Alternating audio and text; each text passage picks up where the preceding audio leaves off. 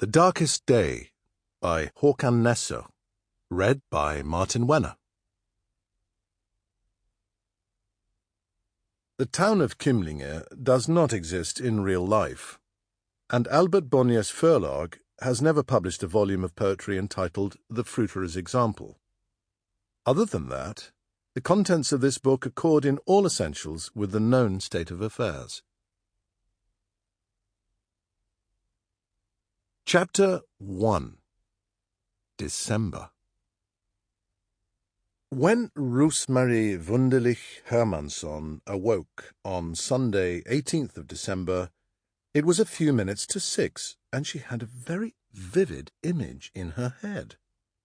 She was standing in a doorway, looking out over an unfamiliar garden. It was summer, or early autumn. In particular, she was looking at two fat little birds, yellowy-green in colour. They were perched on a telephone wire 10 to 15 metres away, and each had a speech bubble coming from its beak.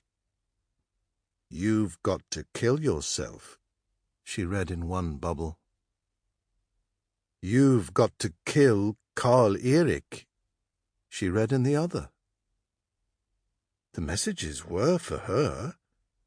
She, Rose-Marie Wunderlich Hermansson, was the one who had to kill herself, or kill Karl-Erik. There was absolutely no doubt on that score. Karl-Erik was her husband, and it took a few seconds for her to register that both of these absurd stipulations must of course have arisen from something she'd dreamt. But it was a dream that swiftly faded, leaving only these two bizarre birds on a wire. Most peculiar.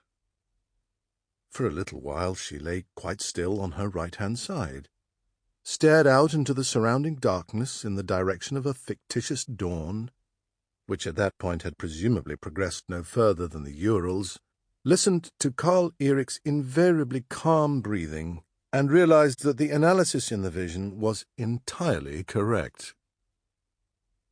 The birds had spread their stubby wings and flown off, but their statements still hung there, impossible to misinterpret. Her, or Karl-Erik. That was how it had to be. There had been an or between the speech bubbles, not an and. One precluded the other, and it also felt like an absolutely imperative necessity for her to choose one or the other of those alternatives.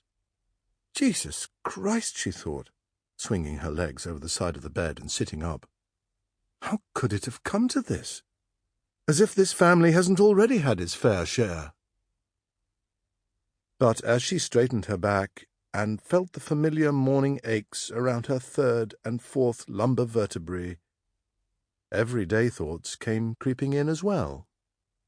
A safe but rather tedious balm for the soul.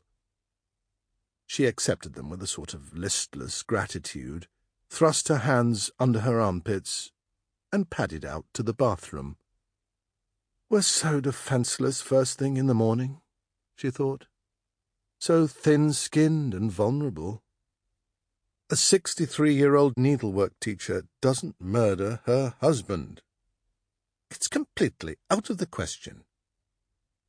Admittedly, she had taught German as well, but that didn't appreciably alter their respective positions, didn't make it more acceptable in any way. What on earth was the distinction between needlework and German in that context? So, presumably, it is my own time in this vale of tears I will have to cut short, thought Rose-Marie Wunderlich Hermansson. She switched on the light, regarded her large, smooth face in the mirror, and noted that someone had stuck a smile on it. Why am I smiling? She thought.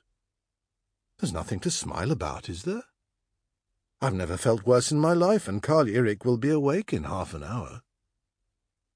What was it the headmaster said? The deeply resonant awe that... That what?